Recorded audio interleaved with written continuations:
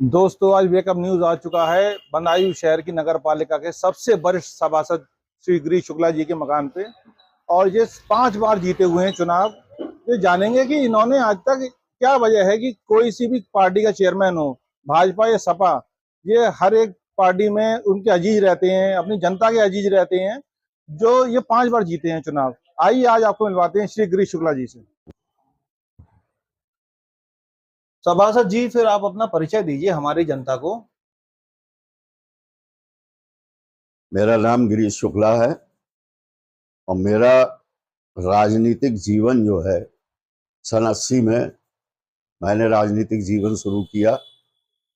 स्वर्गीय श्री कृष्ण स्वरूप बैस मेरे राजनीतिक गुरु रहे।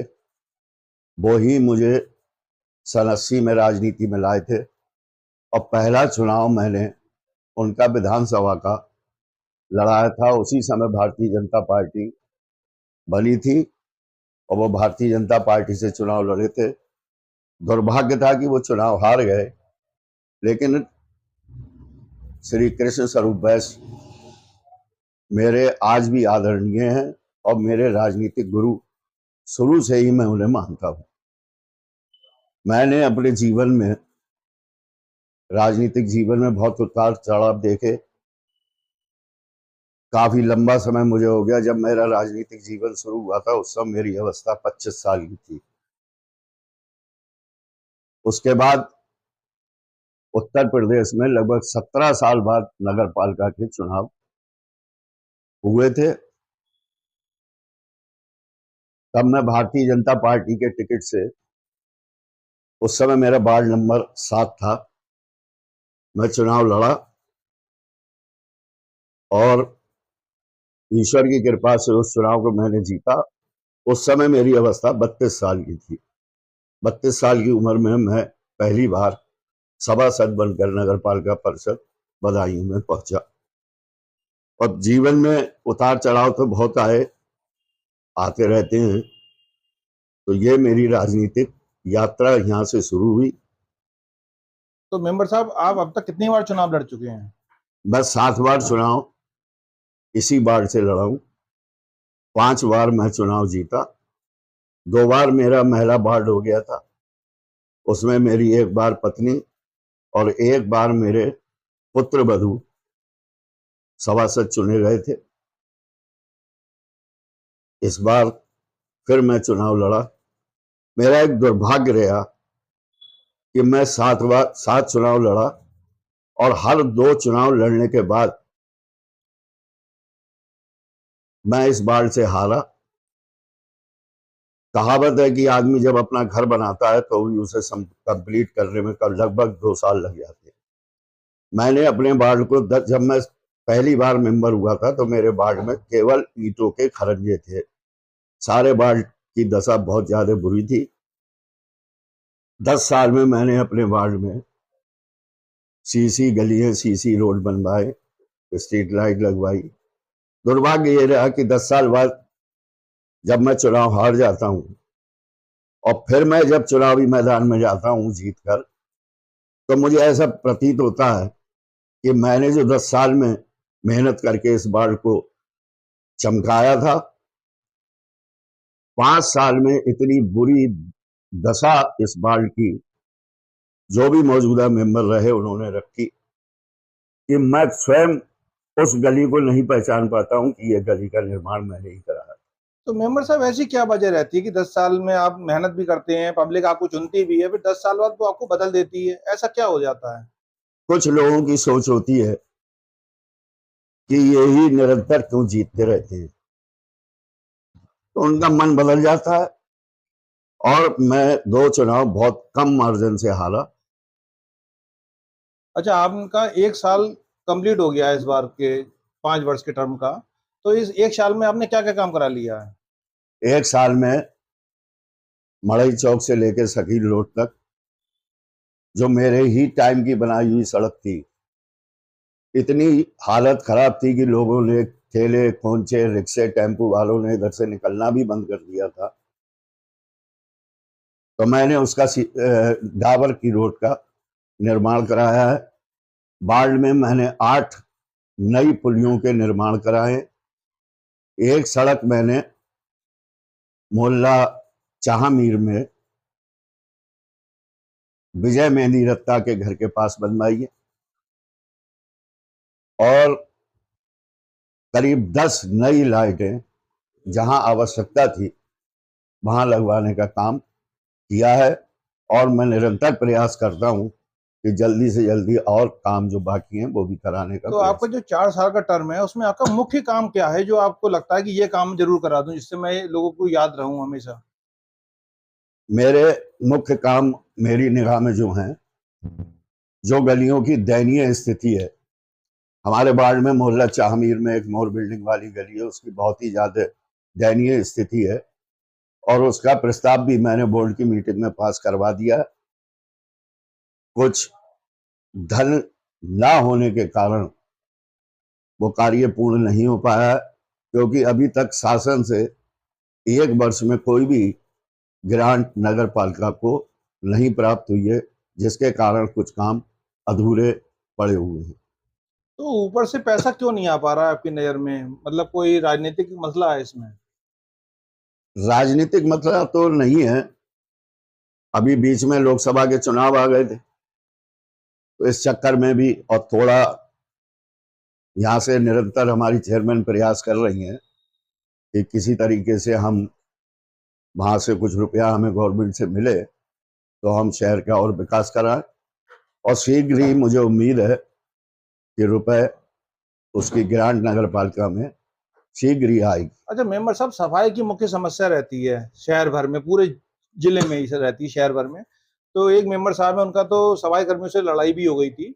आप ये बताइए कि आपके वार्ड की सफाई व्यवस्था क्या है, अब कैसी है? हमारे वार्ड की सफाई व्यवस्था बहुत बढ़िया है और मैं तो चाहूंगा किसी दिन आप हमारे वार्ड में घूम के देखें।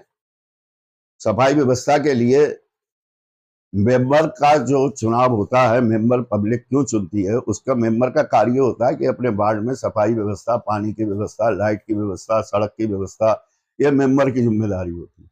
इस काम को चेयरमैन नहीं देख सकता क्योंकि चेयरमैन तो रोज रोज हर वार्ड में जाएगा नहीं।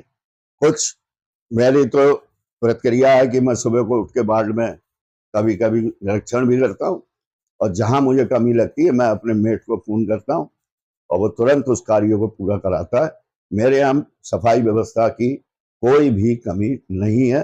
थोड़ा सा मैं जनता से एक अपील करना, मैंने अभी एक और नई योजना चलाई है। हमारे यहाँ कर्मचारी मेरे वार्ड में ठेले पर कूड़ेदान रखकर घूमते हैं, सीटी बजाते हैं, आवाज लगाते हैं, घरों से निःशुल्क कूड़ा घरों से लेते हैं। मैं आपके इस चैनल के माध्यम से अपने वार्ड की जनता से ये निवेदन करना चाहूंगा कि जब कूड़ा उठ जाए उसके बाद अगर कूड़ा सड़क पर न डालें तो मैं उनका हमेशा आभारी रहूंगा और उससे गली सड़क सब साफ रहेगी। मेंबर साहब, जैसे आपका इतना लंबा राजनीतिक जीवन है, मैं समझता हूँ आपको 30-35 साल का अनुभव हो गया होगा इस लाइन में। तो आपके दौर में कई चेयरमैन रहे होंगे। तो आप ये बताइए, उन चारों पांचों जो भी लोग रहे हैं चेयरमैन, उनके सबसे बढ़िया कार्यकाल किस चेयरमैन का आपकी नजर में लगता है? जैसे आपने किन किन को मेरे देखा? कार्यकाल में मैं सबसे पहले जब मेंबर हुआ तो शब्बीर खां साहब रहे, ओम प्रकाश मथुरिया जी रहे, जोगिंदर सिंह जी रहे, फातिमा जी नहीं और श्री आबिद रजा जी रहे। सबसे बढ़िया कार्यकाल मेरी निगाह में माननीय आबिद रजा जी का चेयरमैनी कार्यकाल बहुत बढ़िया रहा। उन्होंने काफी शहर में काम कराए और उससे पब्लिक भी संतुष्ट है, लोगों को भी जानकारी है कि हाँ उस दौर में काम हुए।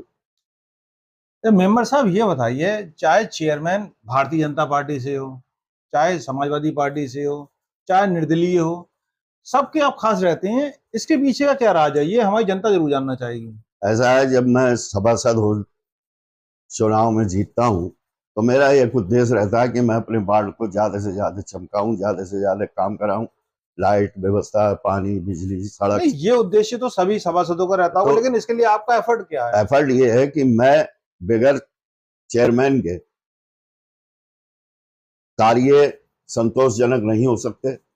तो मैं ज्यादातर चेयरमैन जो भी हो, मैं उनके नजदीक ही रहता हूँ, और ईश्वर का कुछ ऐसा आशीर्वाद है कि जो भी चेयरमैन रहा, मैंने उनसे जो भी कही वो करा। जैसे अभी मैं एक एग्जाम्पल दे दूं, मड़ई चौक से शकील रोड तक जो सड़क बनी है, क्योंकि अभी मेंबरों को कोई ग्रांट नहीं मिली है, तो ये चेयरमैन साहब ने अपने कोटे से मेरे विनती करने पर बनवाई। अच्छा। तो मुझे बहुत संतुष्टि मिली, ताकि मैं पब्लिक के बीच में मैंने एक ये मैसेज भेजा कि इस तरीके से भी काम कराया जा सकता है। अच्छा मेंबर साहब, जैसे आप जनप्रतिनिधि हैं, वरिष्ठ भी हैं, तो आपको राजनीति का भी और दैनिक जीवन का भी बहुत ज्यादा अनुभव है हम लोगों के मुकाबले। तो ये बताइए, जैसे आपके क्षेत्र की जनता का जब कार्य पड़ता होगा सरकारी विभागों में, वो आपसे उम्मीद करके आपके पास आते होंगे कि आप हमारे साथ चलिए, क्योंकि बहुत से लोग शिक्षित नहीं होते हैं या सामर्थ्यवान नहीं होते हैं, तो आप उनकी किस प्रकार मदद कर पाते हैं? आपको सरकारी विभागों की कार्यशैली कैसी लगती है? क्योंकि कुछ लोग कह रहे हैं कि सरकारी विभाग की कार्यशैली अच्छी नहीं है, संतोषजनक नहीं है। इसके ऊपर आप क्या कहना चाहेंगे? ऐसा नहीं है, सरकारी कर्मचारियों की कार्यशैली भी ठीक है, क्योंकि मेरे पास अक्सर लोग आते हैं, और मैं जैसे बीपीएल राशन कार्ड है, मैंने करीब अपने कार्यकाल में 125 बीपीएल राशन कार्ड बनवाए, और लगभग 22 काशीराम आवास में लोगों को मकान आवंटित कराए। कहीं कुछ अपने काम करने का तरीका होता है, और अधिकारी काम करने से मना नहीं करता है, लेकिन आपको उसका तरीका आना चाहिए कि हम इस काम को कैसे करा सकते हैं। थोड़ा सा बोलचाल का तरीका भी होता होगा इसके। हाँ हाँ, तो बोलचाल का तरीका है, और मतलब अपनी बात रखने का एक तरीका होना चाहिए। अगर हम किसी से जाके एकदम अकड़ के कहेंगे साहब ये काम नहीं हुआ, तो अधिकारी उस चीजों से भी चिढ़ता है। तो हम पहले तो पोलाइटली कहते हैं, और अगर नहीं मानता है तो उसका शिकायत भी करते हैं। तो स्वास्थ्य विभाग के बारे में क्या कहेंगे आप? क्योंकि स्वास्थ्य विभाग में ज्यादातर मैं देखता हूँ कि लोग जाते हैं अस्पताल वगैरह में, उन्हें प्रॉपर नहीं इलाज मिल पाता, ना कोई उन्हें वहाँ गाइड करने वाला होता है कि कहाँ जाना है, कैसे करना है। गरीब जनता की कहीं सुनवाई नहीं होती है, लोग बड़ा सफर करते हैं। स्वास्थ्य विभाग का हमारा ज्यादा संपर्क नहीं रहा है, लेकिन जब से बीजेपी गवर्नमेंट उत्तर प्रदेश में बनी है, तब से स्वास्थ्य विभाग की दशा तो सुधरी है। अच्छे अच्छे डॉक्टर भी हैं इस समय, और कुछ लोगों की सोच भी होती है कि हम अस्पताल ना दिखा के प्राइवेट डॉक्टर को दिखाएं। नहीं, इस पे मेरा क्वेश्चन ये है कि आपके मौजूदा एक सभासद हैं वार्ड नंबर 13 से, श्री श्याम साहू जी, मतलब उनकी मिसेज हैं जया साहू जी। उनके खुद के पुत्र की तबीयत बहुत खराब हुई थी, अभी मेडिकल कॉलेज में भर्ती भी रहे थे वो, और विधायक जी का फोन भी वहाँ गया था मेरी समझ से, जो मेरी जानकारी में है। तब भी उनका वहाँ संतोषजनक इलाज नहीं हो पाया था। वहाँ की वो बता रहे थे बहुत बुरी स्थिति थी, टॉयलेट वगैरह के भी सब बंद थे, लॉक लगा हुआ था वहाँ पे। मेडिकल की तो हालत कुछ खराब है, वहाँ लोगों को सही इलाज नहीं उपलब्ध हो पाता। ये तो शिकायत जनरल है। जी जी जी। अच्छा मेंबर साहब, ये बताइए, आपका जो राजनीति में कोई हीरो हो, कोई आइडियल हो? जैसे बदायूं की राजनीति में आप अपना किसे आइडियल मानते हैं? सेंटर की राजनीति में किसे आइडियल मानते हैं? बदायूं की राजनीति में तो मैं स्वर्गीय श्री कृष्ण स्वरूप वैश्य को ही अपना मतलब सर्वश्रेष्ठ नेताओं में मानता हूं, और सेंटर में मोदी जी। चलिए, बहुत अच्छा लगा हमें श्री शुक्ला जी से बात करके। उनके अनुभव से और भी सभासद उनकी समस्याएं सॉल्व हो पाएंगी। धन्यवाद। धन्यवाद।